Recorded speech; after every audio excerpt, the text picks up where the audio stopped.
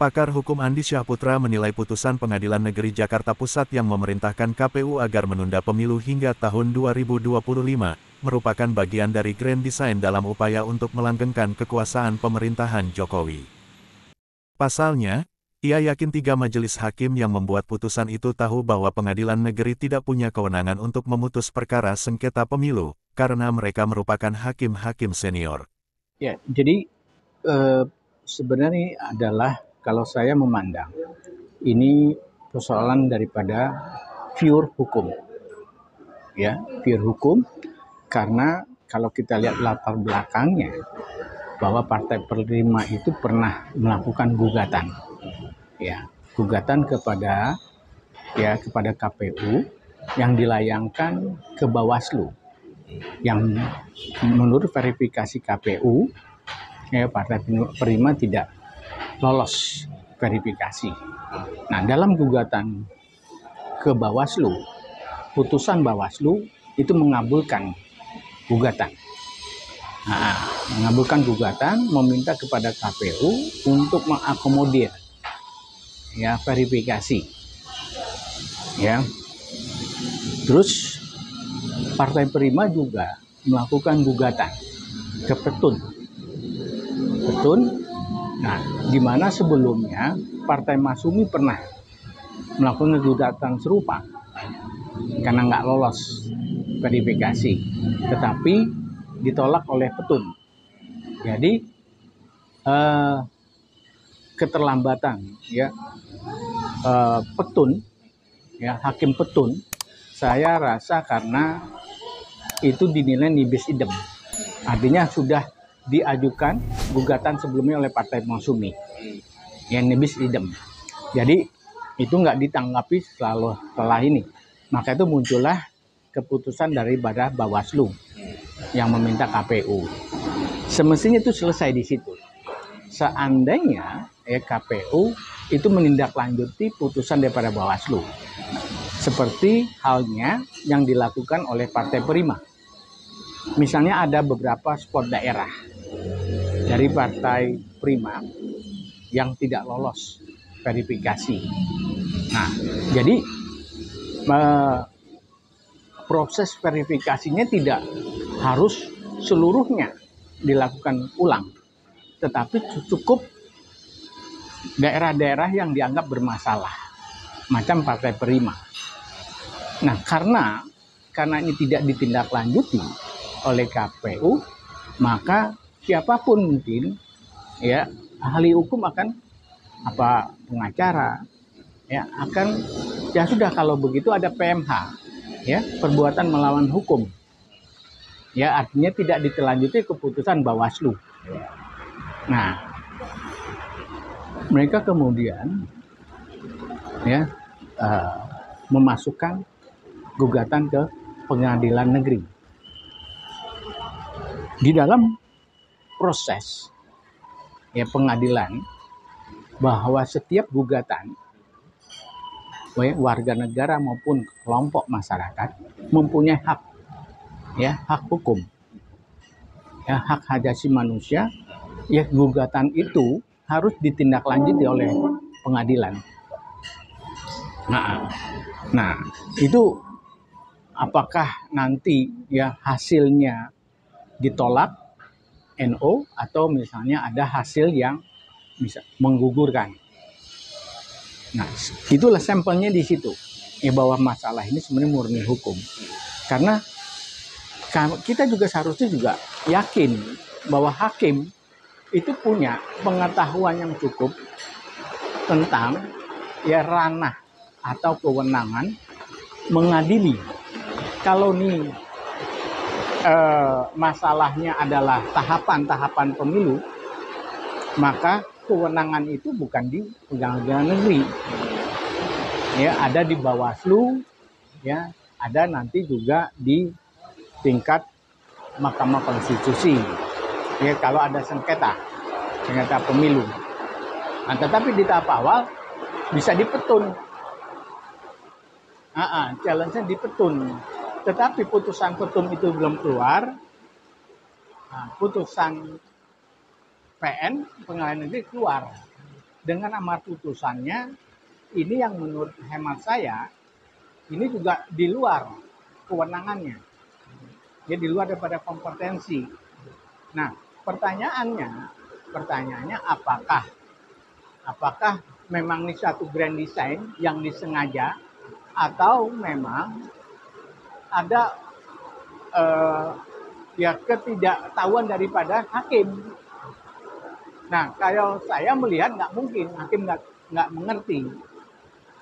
Karena ini adalah sengketa tahapan pemilu. Semestinya hakim membuat satu putusan menolak gugatan yang diajukan oleh Partai Prima, bukan justru ya membuat putusan dengan mengatakan bahwa itu harus diulang seluruhnya sehingga memakan waktu 2 tahun 4 bulan, 17 hari. Ini yang sebenarnya nggak common sense lah ya, secara hierarki ya hukum itu juga menyalahi kewenangan itu.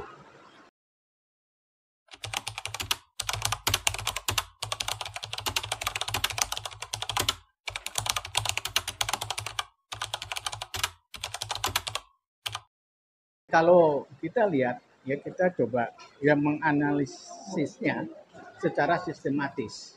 Ya, yang pertama adalah kita lihat latar belakang. Bahwa latar belakang Partai Prima ini ya merupakan para aktivis. Dahulunya adalah para aktivis politik, aktivis bergerakan ya dari Partai Demokratik, Rakyat Demokratik PRD, yang pada tahun 2014 dan pada tahun 2019 itu merupakan pendukung daripada Jokowi. Nah, terus selanjutnya adalah ini latar belakang bahwa Jokowi yang melalui anasirnya itu selalu getol yang mengkampanyekan tentang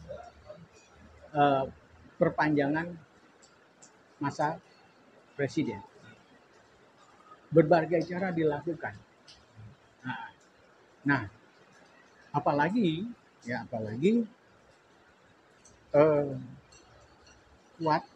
kuat desakan bahwa memang karena negara dalam keadaan ekonomi yang tidak stabil, maka pemerintah ya terutama istana menilai untuk penyelenggaraan pemilu itu sebaiknya ditunda. Ya. Yang kedua setelah latar belakang, kita lihat juga bahwa banyak orang yang berpikir, termasuk para politisi di DPR, daripada pemilu ya, lebih baik ya yang tidak akan menghasilkan keberlangsungan ya presiden, keberlangsungan pembangunan yang sekarang, karena ditengarai ya Anies ini yang begitu sekarang cukup kuat ya dukungan masyarakatnya, ditengarai berseberangan dengan Jokowi. Nah, atas dasar itu juga maka perlu dilakukan bagaimana program-program besar ya, program mega project Jokowi seperti IKN ya dan yang lainnya ya itu bisa terus berlangsung. Terus berlangsung, maka itu dalam hal pengamanan program-program tersebut, maka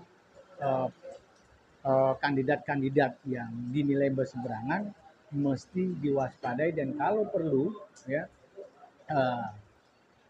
dibuat tidak bisa masuk sebagai calon presiden.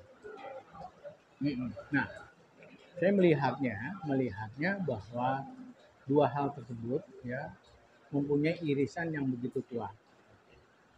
Irisan yang begitu kuat, ada grand design. Nah, apalagi yang ketiga kalau kita kaitkan tadi, nggak mungkin hakim tidak punya pengetahuan tentang kompetensi pengadilan. Nah, ya pengadilan, walaupun itu gugatan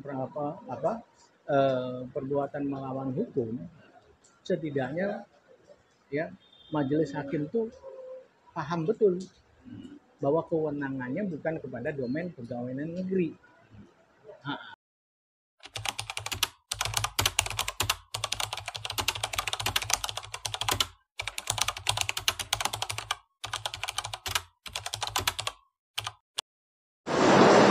Ya, kalau pemanggilan terhadap atau pemeriksaan terhadap 3 hakim pemutus dalam kasus gugatan yang dilayangkan oleh Partai Prima, memang sudah sepatutnya Komisi Judisial itu memanggil dan memeriksa, tetapi juga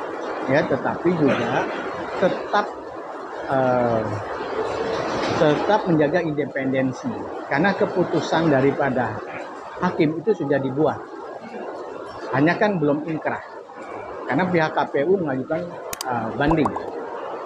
Tapi pemeriksaan tetap untuk melihat apakah ada unsur grand design tadi, ya kesengajaan atau memang murni keputusan yang diambil oleh para anggota atau para majelis hakim berdasarkan pengetahuan dan kewenangannya.